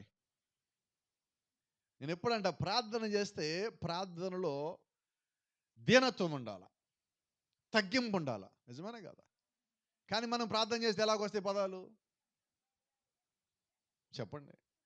కొద్దిమంది ప్రార్థన చేయమంటే, దీనంగా ఉండాలంటే ఇలా వంగిపోయి భుజాలు తగ్గించి ఇలా ప్రార్థన చేస్తారు. అది కానే కదా, నటనది. దీనత్వం ఎక్కడ ఉంటుంది? లోపల ఉంటుంది. తగ్గింపు లోపల ఉండాలి. ఈ రెండు లోపల లేకుండా నువ్వు బయటకు పదాలు ఎంత పెడితే ఏముంటుంది? ప్రయోజనం లేదండి. అంటే ఈరోజు మనం ఏం చేస్తామంటే, ప్రార్థిస్తున్నా, పాట పాడుతున్నా, వాక్యం చెప్తున్నా, పరిచయం చేస్తున్నా, అందరూ నన్ను గమనించాలి. వద్దు, అసలు వద్దు. కేసు కొట్టాడు దాన్ని. అది దేవుడి దగ్గరికి చేరదు. ప్రయోజనం ఏంటి? ఇప్పుడు నా పరిచయం ఎవరి దగ్గరికి చేరాలి? ఎవరు నన్ను చూడాలి? దేవుడు నన్ను చూసేటప్పుడు నేను ఇతరులకి ఎందుకు చూపించుకోవాలా? నేను చూపించుకోవాల్సిన పని లేదు. నా ద్వారా దేవుడికి అది కనిపించాలనుకుంటే ఆయన చూపించుకున్నాడు, నా పని కాదండి అది. ఇప్పుడు అదే అంటున్నా, నా బలం కాదు, నా శక్తి కాదు, అది ఆయన యొక్క ఆత్మ అయి ఉన్నది. నిన్ను ఒకవేళ దేవుడు హెచ్చించాలనుకుంటే నువ్వు ఎంత తగ్గించుకొని, ఎంత దీనురాలుగా ఉన్నప్పటికీ దేవుడిని తీసుకొచ్చి అందరికీ పైన కూర్చోబెడతాడు. ఇప్పుడు దేవుడు పైన కూర్చోబెడితే నువ్వు కూర్చున్నా అన్న ఆధిక్యత, ఆ గర్వము నీ లోపలికి రాదు. కారణం ఏంటి? మళ్ళా దేవుడే నీ లోపల ఉన్నాడు కాబట్టి. నీ హృదయంలోకి ఆయన వచ్చాడు కాబట్టి, ఆయన ఎత్తిపట్టాడు కాబట్టి, నీలో ఆయనే ఉన్నాడు కాబట్టి, నీలో ఉన్న నీవు చనిపోయి ఉన్నావు కాబట్టి నీవు లోకానికి కనబడవు, నీలో ఉన్న క్రీస్తు లోకానికి కనిపిస్తాడు. Praise the lord. కాబట్టి ఇప్పుడు మన బలం ఎవరిది? నా బలం నాది కాదు, నా శక్తి నాది కాదు. Praise the lord. ఇది గమనించండి. ఇప్పుడు జెరుబ్బాబెల్ని దేవుడు పైకెత్తుతున్నాడు. ఎవరిని? జెరుబ్బాబెల్ దేవుడిని పైకెత్తుతున్నాడు. ఇప్పుడు జెరుబ్బాబెల్ దేవుడిని పైకెత్తగా అతనికి ఎదురొచ్చేవాడు ఎవడు లేడు. ఒకవేళ దేవుడు నిన్ను పైకెత్తితే, పేతురు చదువుకున్నాడా? సంతకం పెడతాడా? నిశాని అంటే వేలుముద్ర. మరి వేలుముద్ర వేసుకునే వ్యక్తి, సొంత పేరు రాయలేని వ్యక్తిని దేవుడు ఏం చేశాడు? పేతురు, నీ నీడ పడితే లేస్తారు పో అన్నాడు. దేవుడు హెచ్చించాడా? పేతురు హెచ్చించుకున్నాడా? మీకు సంగతి తెలియాలి, అంతకుముందు పేతురు హెచ్చించుకున్నాడు. ఇప్పుడు దేవుడు ఏం చేశాడు? పేతురు లోపల ఉన్న పేతురు చనిపోయేలాగా చేశాడు. కోడి 3 సార్లు కూసేలోపు నువ్వు 3 సార్లు అబద్ధం చెప్పకుండా కోడి కుయిదిపో అన్నాడు. నేను ఎవడో తెలియదని చెప్పేదా కోడి కుయిది అన్నాడు. అంటే ఇప్పుడు పేతులో ఉన్న గర్వాన్ని ఏం చేశాడు దేవుడు? దేవుడు వాడుకోవాలి కాబట్టి పేతులో ఉన్న గర్వాన్ని తీసేశాడు. ఇప్పుడు పేతురు దగ్గరికి వెళ్ళామంటాడు, నీ నీడబడి లేచారయ్యా అంటే, నా శక్తి కాదు, నా బలం కదా, దేవుడు నాకు తెలుసు అంటాడు. ఎందుకని? లోపల నుండి చంపేశారు కదా దేవుడు. ఇప్పుడు మన సంగతికి వద్దాం. ఇప్పుడు మనం అందరం కూడా పేదరులే. పాస్టర్ గారు మానేడు కూడా బడి లేస్తారా? లేస్తారు. ముందు మీలో ఉన్నవాడు చస్తే కోరికలు మనకి ఎక్కువ ఉంటాయి. సరే, దేవుడు ఎవరికే పరిచయించో తెలియదు. మీ నీడబడే కాదు, మీరు ఇక్కడి నుంచి ఉఫ్ అన్న కూడా లేచి కూర్చుంటారు అక్కడి నుంచి. దేవుడు ఆ శక్తిని ఇచ్చాడు. అయితే ముందు అందరూ చెప్పరా? ఎవరు చనిపోవాలి? మీలో ఉంది ఎవరో చెప్పండి నాకు. ఇప్పుడు పేతురికి గర్వం అన్నది అర్థమైందా? మనం ఎవరో ఇప్పుడు అంటే ఇప్పుడు మనలో ఉన్నదేంటి? నేను ఒకే సంగతి చెప్తాను, రహస్యం చెప్తాను మీ అందరికీ. ఏంటి రహస్యం అంటే, ఇక్కడ కూర్చొని మనందరి లోపల ఏ బలహీనతలు ఉన్నాయో మనకు తెలుసు, ఏ బలం ఉందో కూడా మనకు తెలుసు. అయితే మనలో ఉన్న బలహీనతల్ని మనం బయటికి పంపించే సిద్ధంగా లేము. అందుకని దేవుడు లోపల రావట్లా. ఇప్పుడు మనలో ఉన్న బలహీనతను తెలిసాక దాన్ని పంపించాల్సింది ఎవరు? వినబడలేదండి. కొంచెం బలంగా వచ్చిన వాళ్ళు లేరా? బలంగా చెప్పేవాళ్ళు ఈరోజు బోరలు తేలేదా? తెస్తే పోదండి గట్టిగా. యుద్ధానికి వెళ్ళాక బోర వదాలా వద్దా? సంఘానికి వచ్చాక బోర వదాలా వద్దా? ఓదాలి. చెప్పండి, మన లోపల ఏమున్నాయి? ఒక మాట చెప్తా, నాకేం చెప్పొద్దు. నా చెప్పి ప్రయోజనం ఏంటి? ఎవరికి చెప్పాలి? అయితే మీకు నాకు మధ్యలో ఒక ఆయన రాత్రి మన మధ్యలో ఉన్నాడు. ఆయన ఎవరో మీకు తెలుసు, నాకు తెలుసు. ఆయన ఇక్కడే ఉన్నాడా? ఆయన మన మధ్యలో ఉన్నాడా? ఆయన మనం చెప్పేది చూస్తున్నాడా? ఆయన మనం చెప్పేది వింటున్నాడా? ఆయన మన మధ్యలో మనం చెప్పేదాన్ని ఆలకించి సమాధానం ఇవ్వగల దేవుడేనా? అటువంటి దేవుడిని కానీ ఈ రాత్రి మనం మన మధ్యలో కానీ కలిగి ఉంటే మీరు ఆయనకి చెప్పండి చాలు. ఆయన ముందు ఒప్పుకోండి చాలు. ప్రభు ఆలోచించి తీసే ప్రభు అన్ను వంటి ఆయన తీసేసే దేవుడై ఉన్నాడు. అది గర్వం కావచ్చు, అహంకారం కావచ్చు, పొగరు కావచ్చు, లోకం కావచ్చు, వాక్యానికి వ్యతిరేకమైన ఏదైనా కావచ్చు. నువ్వు రాత్రి ఏది ఒప్పుకున్నావో దేవుడు దాన్ని విసిరేయగలడు. అయితే ఇక్కడ ఇంకో రహస్యం కూడా చెప్పాలి నీకు. నువ్వు ఒప్పుకోకుండా దేవుడి లోపల జయమే దిగడు. అంటే ఇప్పుడు ఒప్పుకోవటము, ఒప్పుకోకపోవటము నా చేతిలో, అంతవరకు నీ చేతిలో ఉన్నది. నీ బలం కాదు, నీ శక్తి కాదు, ఆయన ఆత్మ వల్లే కార్యం. అయితే ఈ రాత్రి నువ్వు ఒప్పుకోవాలన్నా కూడా దేవునికి సహాయం చేయాలి. ఆమేన్. ఒప్పుకోవటానికి కూడా. కాబట్టి మనం ఈరోజు ఎటువంటి స్థితిలో ఉన్నామంటే ప్రతి దానికి చేయటానికి దేవుడి మీద ఆనుకోవలసిన ప్రజలమై ఉన్నాం. ఎందుకంటే ఈరోజు మనం శరీరరీత్యా మంచిగా ఉండొచ్చు, సంఘం మంచిగా కనవచ్చు, అన్నీ బాగున్నప్పటికీ మనం ఈరోజు ఎటువంటి స్థితిలో ఉన్నామని ఈ కాలం వర్తమానం అంటుందంటే అవిటివారిగా ఉన్నాము. అంతేనా కాదు? అన్ని విషయాలు బాగున్నాం, కానీ ఏదో ఒక విషయంలో మనలో ఆత్మీయమైన అవిటితనం కనిపిస్తుంది. ఇది తీసేయాలంటే మళ్ళీ దేవుడే రావాలి కదా. పేతురులో ఉంది ఆత్మీయ అవిడితనం, దేవుడు తీసేస్తాడు. పౌల్లో ఉంది ఆత్మీయ అవిడితనం, దేవుడు తీసేస్తాడు. సమరస్త్రీలో ఉన్నది దేవుడు తీసేస్తాడు. ప్రతి ఒక్కరిలో ఉన్న ఆత్మ సంబంధమైన అవిడితనాన్ని దేవుడు తీసేస్తాడు. ఎప్పుడు? వాక్యం వాడి దగ్గరికి రాగానే, వచ్చిన వాక్యం వాడు గుర్తించగానే, దానికి లోబడగానే. ఈ రాత్రి మనలో ఉన్న అవిడితనాన్ని దేవుడు తీసేయలేడా? తీసేయగలడా లేడా? తీసేస్తాడా లేదా? ఆమేన్. సంఘం ఎంత అవిడిదైనను విద్య మీకు ఊతకర్ర కాదు. ఈరోజు మనం దేని మీద ఆధారపడుతున్నాం? నేను చదివా, నాకింత జ్ఞానం ఉంది, నాకింత డబ్బు ఉంది, నాకింత ఆస్తి ఉంది, పలానా కులంలో పుట్టా. ఇవేమీ కూడా నీకు దేవుడి దగ్గరికి వచ్చాక పని చేయవు. ఏం పని చేయాలి ఇప్పుడు? నీ బలము నీ శక్తి పని చేయదా? నీకున్న విద్యా జ్ఞానం పని చేయక మరి ఇంకేం పని చేయాలంటే దేవుడి శక్తే నీ జీవితంలో పని చేయాలి, నా జీవితంలో పని చేయాలా. అంటే నువ్వు అన్నిటినీ పక్కకి నెట్టాలా దేవుడి దగ్గర రావాలంటే. లేకపోతే మన జ్ఞానం ఎక్కువ అనుకుంటే ఆ జ్ఞానము నీకు దేవుడికి మధ్యలో అడ్డొస్తుంది. నాకు డబ్బు ఎక్కువ అనుకుంటే డబ్బు నీకు దేవుడికి మధ్యలో అడ్డొస్తుంది. అలాగ అడ్డొచ్చినప్పుడు నువ్వు దేవుడి దగ్గరికి రాలేవు. అవన్నీ పక్కకి ఎవరు నెట్టాలి? నేనే. రెడీగా ఉన్నావా? చూసారు ఎంత కొంచెం.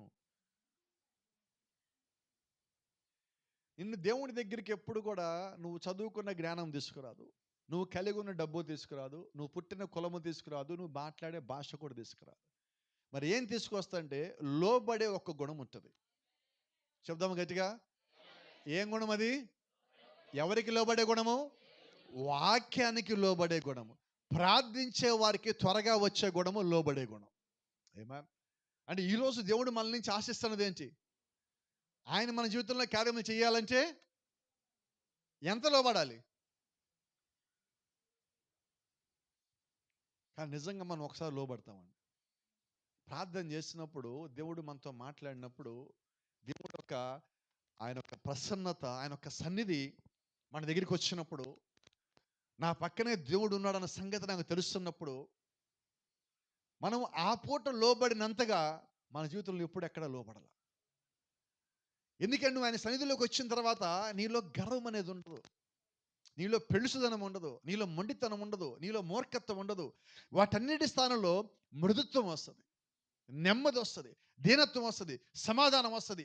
దేవుణ్ణి నీ పక్కన ఆయన వచ్చినప్పటికీ, ఆయన్ని భుజం మీద చేయబెట్టినప్పటికీ, ఆయన ఎదురుగా నీవు ఉన్నప్పటికీ కూడా నీ కనులు తెరిచి నువ్వు ఆయన చూడలేని ఒక స్థితిలోకి నువ్వు ఉంటావు. కారణం ఏంటంటే, నేను ఆయన చూడటానికి యోగ్యుడిని కాదు, అంత దీనత్వంగా నువ్వు వస్తావు. అంటే దేవుడు నిన్ను ఆ స్థితికి తీసుకుని రావడానికి నీ దగ్గరికి వచ్చాడు. ఆయన ఆ స్థితికి తీసుకొచ్చింది దేనికంటే, అది నీ యథార్థమైన స్థానం క్రీస్తులో. Praise the lord. ఏంటి నా స్థానము? క్రీస్తులో దీనత్వము కలిగి ఉండటము నా యథార్థమైన స్థానము. అంత దీనుడుగా నువ్వై ఉండగా అప్పుడు ఏమంటావు? ప్రభువా, జీవించేది నేను కాదు. Praise the lord. ఆయన ఏమంటామో తెలుసు, అలాంటి స్థితి మనం వచ్చినప్పుడు నీ కళ్ళెమ్మటి దారిలో గారుతున్నాయి, కళ్ళు తెరవలేకపోతున్నావు. నీకు సంగతి అర్థమైనది, దేవుడు నేను తాకి ఉన్నాడు. నీకు సంగతి అర్థమైంది, నేను ఒక ఆత్మ నేను కొట్టి ఉన్నదని. ఇప్పుడు నీ పరిస్థితి ఏంటంటే, నేను ఈ స్థితిలో ఉండిపోవాలని కోరుకుంటున్నా ప్రభువా, నేను దీని నుంచి బయటికి రావాలని కోరుకోవట్లేదు ప్రభువా, నన్ను ఇలాగే ఉంచేసేయి అని నువ్వు అడిగేది ఏదైతే ఉంటుందో అది దేవుడికి కావాలి. అయితే ఈ రాత్రికి నీ జ్ఞాపకం చేస్తున్నా, నీ జీవితంలో ఇప్పుడు వరకు అటువంటి స్థితి రాలేదు అంటే నేను నమ్మను. రాలేదా? ఎవరికి వచ్చిందా? రాలేదా? అయితే అడగనా ఇప్పుడు ప్రశ్న, ఆ స్థితిలోనే ఉన్నారా అంటున్నా. రాలేదా? వచ్చింది. వస్తే అక్కడే ఉన్నారా? లేవు. ఎవరు పోగొట్టారు? అయితే నీకు ఒక సంగతి తెలియాల, నీలో ఉన్న ఒక బలం నీకు చెప్తాను ఇప్పుడు, నేను జాగ్రత్త గుర్తుపెట్టుకోండి. అటువంటి స్థితిలోకి వెళ్ళటం ఎలాగో నీకు తెలుసు, ఆ స్థితిలోకి దేవుణ్ణి ఎలా కలవాలో కూడా నీకు తెలుసు, ఎలాగ ప్రార్థించాలో తెలుసు. నువ్వు లోపడితే నిజంగా దేవుడు నీ దగ్గరికి వస్తాడో రాడో కూడా నీకు తెలుసు. ఇవన్నీ తెలిసిన నీవు ఎందుకు అక్కడికి వెళ్ళలేకపోతున్నావో నీకు తెలియాలి. ఒకప్పుడు ఆ స్థితిని అనుభవించావు, ఆ యొక్క సన్నిధి, యొక్క ప్రసన్నత, యొక్క ధన్యత, అది మాటలతో చెప్పలేని ఒక నూతన స్థితి ఆత్మను పొందుకోవటం అంటే. నీలో ఎన్నిటిని ఒప్పుకున్నావో ఆ రాత్రి నీకు ఒక్కడికే తెలుసు, ఎన్నిటిని విసిరేసావో నీకు ఒక్కడికే తెలుసు, ఎన్ని నీ జీవితంలోంచి బయటికి వెళ్ళిపోయినాయో నీకు ఒక్కడికే తెలుసు. అయితే ఆయన యొక్క సన్నిధిలోంచి ఎప్పుడైతే బయటకు వచ్చావో, ఆ ఆత్మకించి నువ్వు పక్కకు తొలగిపోయి ఉన్నావో, మళ్ళా లోకం వైపు చూస్తున్నావో, వాక్యాన్ని దాటిపోయి ఉన్నావో, ఈరోజు ఎన్ని మళ్ళా విసిరివేసి లోపలికి వచ్చినాయో మళ్ళా నీకే తెలుసు. నిజమా కదా? మరి నిజమైతే వీటిని తీసేయటం కూడా నీకు తెలుసు కదా. ఎందుకు తీసేయటంలా? కారణం ఏంటంటే, నువ్వు అక్క సన్నిధి రుచి చూసావు, నువ్వు బయటికి రాకూడదు. అసలు నువ్వు బయటికి వచ్చావు, మళ్ళా లోపలికి రావటానికి ఆ స్థితి బాగున్నది, నేను మళ్ళా అలాగ ఉండాలి అనుకుంటున్నావు, కానీ దాని కొరకు ఏం చేస్తున్నావో చెప్పు. పరిశుద్ధాత్మను పొందుకున్న వాళ్ళు దాదాపుగా భూమి మీద ఎవరు ఉంటారు? దాదాపుగా అందరూ ఉంటారు. అయితే దాన్ని నిలబెట్టుకోవటంలో ఫెయిల్ అయిన వాళ్ళు ఎక్కువ. ఈరోజు మన స్థితి కూడా అదే. ఆయన ఆత్మ రుచి చూసాం, వాక్యం ఒక రుచి చూసాం. మనం ఒప్పుకున్నప్పుడు దేవుడు మన జీవితాలు ఎటువంటి కార్యాలు చేస్తాడు అవి కూడా రుచి చూసామండి. అన్నీ జరిగించాడు దేవుడు, అన్ని కార్యాలు చేశాడు దేవుడు. అయితే ఇప్పుడు మనం ఏం చేస్తామంటే కొద్దిగా తొలగిపోయాం, కొద్దిగా పక్కకి వెళ్ళాం. ఒక చిన్న మాట చెప్పాలి. ఇప్పుడు ఇక్కడ చుట్టుకుండ మీకు తెలుసు, అందరికీ జ్ఞాపకం ఉన్నదా? చుట్టుకుండ దగ్గర ఇలాగా ఒక రోడ్డు వస్తుంది, సత్తెనపల్లి, పిడుగురాళ్ళ, మిర్యాలగూడ, హైదరాబాద్ పోయే రోడ్డు. అటు పక్కకి వెళ్తే చిలకలూరుపేట, ఒంగోలు, నెల్లూరు, గూడూరు, తిరుపతి, చెన్నై. ఇప్పుడు ఇక్కడుండి మనం కొద్దిగా ఈ రూట్లోకి వస్తే ఎటు వెళ్తాం? చుట్టుకుంట నుంచి ఆ రూట్లోకి వెళ్తాడు. ఇక్కడుంటే ఎన్ని అడుగులు దూరం ఉంది? ఇట్లానో ఇట్లానో, అంతేనా? కానీ వెళ్ళిపోతే ఎలాగో 2 ఏళ్ళు నడిచారు, ఎక్కడ దాకా వెళ్తారు? మన జీవితం కూడా అంతే. వాక్యం నుంచి కొద్దిగా తొలిగేదనుకుంటున్నాం, చాలా ఏళ్ళు నడిచాక ఎక్కడికి వెళ్తున్నాం? పాతాళంకి వెళ్తాం. కొద్దిగా దొరికాం కదా అనుకుంటున్నాం. ఈ ఒక్కటే కదా, అన్నీ బాగానే ఉన్నాయి కదా పాస్టర్ గారు, ఈ ఒక్కటే కదా. ఆ ఒక్కటి చాలదా పాతాళం తీసుకుపోవటానికి? ఆ ఒక్కటి నీలో ఎందుకు ఉండిపోయిందంటే అపవాది నిన్ను లాగుతూ ఉన్నాడు. ఆ ఒక్కటి ఉన్న నిన్ను ఈరోజు దేవుడు సంఘంలో ఎందుకు కూర్చోబెట్టాడంటే దేవుడు నిన్ను వెనక్కి లాగుతూ ఉన్నాడు. See, God doesn't want to leave you. దేవుడికి నేను విడిచిపెట్టడము ఇష్టము లేదు. ఎందుకో ఆయన తన ఆత్మను పంపించాడు, ఎందుకు తన వాక్యాన్ని పంపించాడు, ఎందుకు దూతలు పంపించాడు, ఎందుకు వర్తమానం పంపించాడు, ఎందుకు సంఘాలు కట్టించాడు, ఎందుకు సేవకులను పైకి లేపాడు, ఎందుకు దేవుని హృదయాన్ని గద్దిస్తున్నాడు, ఎందుకు నీతో మాట్లాడతాడంటే నువ్వు వెనకకి జారిపోవటము ఆయనకి ఇష్టం లేదు. నువ్వు పాతాళంలోకి వెళ్ళటము ఆయనకి ఇష్టం లేదు. నువ్వు పాతాళం కొరకు సృష్టించబడి ఉండలేదు. నువ్వు పరలోక నిమిత్తం సృష్టించబడి ఉన్నావు. నువ్వు దేవుడి యొక్క ఆలోచనలో, ఆయన యొక్క చిత్తములో, భూమికి పునాది కన్నా ముందుగానే ఆయన ప్రేమ చేత నిన్ను క్రీస్తులో ఏర్పరచుకొనెను. మరి అదే నిజమైతే క్రీస్తులో ఉన్న నీవు లోకంలోకి పోవటం ఆయనకి ఇష్టమా? క్రీస్తులో ఉన్న నీవు పాతాళం వైపు చూడటము ఆయనకి ఇష్టమా అంటే నిశ్చయంగా నేను చెప్పగలను, ఆయనకి ఇష్టము లేదు. ఇప్పుడు నాకు ఇష్టమా కాదా అన్నది పక్కన పెట్టే, తీసేసేదాన్ని అసలు నీ జీవితంలో నుంచి. ఇది దేవుడికి ఇష్టమా కాదా, ఇది దేవుడి చిత్తమా కాదా, నేను వాక్యానుసారంగా ఉండవలసినట్టుగా ఉన్నానా లేదా అని నిన్ను నీవే ఆత్మ పరిశీలన చేసుకున్నప్పుడు నువ్వు వాక్యాన్ని వెంబడించగలవు, ఆయన యొక్క ఆత్మను పొందుకోగలవు. అప్పుడు చెప్తావు, ఇది నా బలం వల్ల కాదు, ఇది నా శక్తి వల్ల కాదు, ఇది దేవుడి యొక్క ఆత్మశాత మాత్రమే జరిగెను. ఈరోజు మన జీవితం భూమి మీద మనం కలిగి ఉన్న ఏయి కూడా మన పరలోకాన్ని తీసుకెళ్ళదండి. మేడగదిలో వాళ్ళు పొందుకున్న అనుభవం భూమి మీద ఏదైనా ఇవ్వగలదా మనకి? ఆ కొండ మీద మోషే పొందుకున్న మండుచున్న అగ్ని, ఆ పొద అనుభవం భూమి మీద ఏదైనా మనకి ఇవ్వగలదా? మనం ఏమి కలిగి ఉన్నా అది మనకి రాదండి. ఎందుకంటే దేవుడే అది ఇవ్వాలనుకున్నాడు మోషేకి, దేవుడే పౌలుని గెలవాలనుకున్నాడు, దేవుడే సమస్యని కలిసి మాట్లాడాలనుకున్నాడు, అలాగే దేవుడే మేడగదిలో ఆత్మని కుమ్మరించాలనుకున్నాడు. అలాగే ఈరోజు దేవుడే నిన్ను ఎన్నుకొని ఉన్నాడు. కాబట్టి ఎన్నుకోబడిన నీవు నీ ఇష్టానుసారంగా పోవటానికి దేవుడు ఒప్పుకోవటంలా. కాబట్టి తిరుగుదాం ఆయన వైపు. వినబడలేదు, ఏం బలంగా రావట్లేదు, సంతోషంగా రావట్లేదు, ఏదో కష్టంగా వస్తుంది. ఏం చేసే మిమ్మల్ని వదిలిపెట్టాను నేను. ఎందుకంటే ఒక్కడన్నా దేవుడి వైపు తిప్పాలి కదా. దేవుని రాజ్యానికి వెళ్ళేవాళ్ళు మీరందరూ అయి ఉండగా లోకంలో పడిపోతా ఉంటే అది ఎలాగుంటుంది? బాగుంటుందా బాగోదా? ఓ చిన్న మాట చెప్తా. ఒక తల్లికి వాళ్ళ పిల్లోడికి తెల్ల బట్టలు వేస్తుంది. ఆ పిల్లోడు పోయి మట్టిలో దొల్లుతున్నాడు. తల్లి ఏం చేస్తుంది? ఎందుకు కొడతాం ఇంతకి? మట్టి అయితే ఎందుకు కొట్టడం? ఎవరు ఉతకాలి? అది అర్థమైందా? ఇప్పుడు ఇప్పుడు మనం ఎవరు? దేవుని పిల్లలం. ఎక్కడ దొల్లుతున్నాం చెప్పండి? లోకం అనే బురదలో దొల్లుతున్నాం. రక్తం కాచింది ఎవరు? మరి ఇప్పుడు కోపం ఎవరు రావాలా? అంటే ఇప్పుడు మనం ఎవరు కోపం తెప్పిస్తున్నాం? తెలిసిందిగా. మరి ఏం చేద్దాం ఇప్పుడు? తెలిస్తే ఏం చేయాలండి? ఇప్పుడు పిల్లోడు ఎప్పుడు దాకా పొర్లుతాడు? మారిందాకా పొర్లుతాడు, అవునా కాదండి? వాడి తప్పు తెలిసేదాకా పొర్లుతాడు. ఆ తర్వాత తప్పు తెలిసి ఇంకో సంగతి చెప్తాడు. తెలుసా మీకు? పొర్లే వాళ్ళు చెప్తాడు, ఒకప్పుడు నేను కూడా పొర్లారా నీలాగా, ఇప్పుడు నేను మారారా, నా బట్టలుడు ఎలాగున్నాయో, ఇప్పుడు నీ బట్టలుడు ఎలాగున్నాయో నీకు ఇప్పుడు తెలీదు, నాలాగా ఒక స్థితి వచ్చాక నీకు తెలుస్తుంది. అదేనా? అదే ఒక క్రైస్తవుడి జీవితం. నేను దొరిలే ఒకప్పుడు లోకల్లో, ఇప్పుడు బయటకు వచ్చి అందరూ చెప్పే స్థితికి దేవుడు తీసుకొచ్చి పెట్టాడు. నాకు మాత్రమే కాదు, మీ అందరికీ ఇచ్చాడని నమ్ముతున్నది. ప్రతి ఒక్కరికి. ఒకప్పుడు లోకల్లో తిరిగాము, లోక పనులు చేసాము, లోక మాటలు మాట్లాడాము, ఏం చెయ్యాలో ఏమి చూడకూడదు మొత్తం చేస్తున్నావు. ఇప్పుడు దేవుడు వెనక్కి పిలిచాడు, మన స్థితి తెలియజేశాడు. నువ్వు దేవుని కుమారుడు అని చెప్పాడు, నువ్వు దేవుని కుమార్తె అని చెప్పావు. అలాగే మనం గుర్తెరిగిన తర్వాత మళ్ళీ లోకల్లోకి పోవద్దు, మళ్ళీ పాపంలోకి పోవద్దు. బతికినంత కాలము వాక్యంలో, ఆయన యొక్క ఆత్మలో, ఆయన యొక్క శక్తిలో పరలోకి వెళ్ళేదాకా అలాగే మనం ఉండిపోదాం. నిజంగా ఎంతమంది సిద్ధంగా ఉన్నారు? నిజంగా సిద్ధంగా ఉంటే మీ ఇంటి దగ్గర పెట్టకుండా మీ చేతిని తీసుకుని వస్తే ఒకసారి చెయ్యి పైకెత్తి, నోరు కూడా మీతో పాటు ఉంటే ఒకసారి ఆమె చెప్పగలరా? ఎంతమంది సిద్ధంగా ఉన్నారు? వదిలేద్దామా? వదిలేసామా? లోకాన్ని వదిలేసాం ఈ రాత్రి చెప్పగలరా ధైర్యంగా? చెయ్యాలాగా నేను తినమని చెప్పలేదు ఎవరికి మీకు. వదిలేద్దామా? ఇక నాకు దాంతో పని లేదండి, నేను దేవుడి దగ్గరికి వెళ్ళాలని ఆశపడుతున్నా, దేవుడితో ఉండాలని ఆశపడుతున్నా. కాబట్టి ఆయన రాజ్యానికి దేవుడు నన్ను ఎన్నుకున్నట్టయితే నేను ఆయన చిత్త ప్రకారమే ఉంటాను. ఎప్పటి నుంచి? పాస్టర్ గారు ఒక్క వారం వదిలేయండి, సోమవారం నుంచి ఉంటామంట. ఎప్పటి నుంచి ఉందాం? ఎప్పటి నుంచే. బయటికి వెళ్ళాక మనం ఎవరు? దేవుని కుమారులు కుమార్తెలం.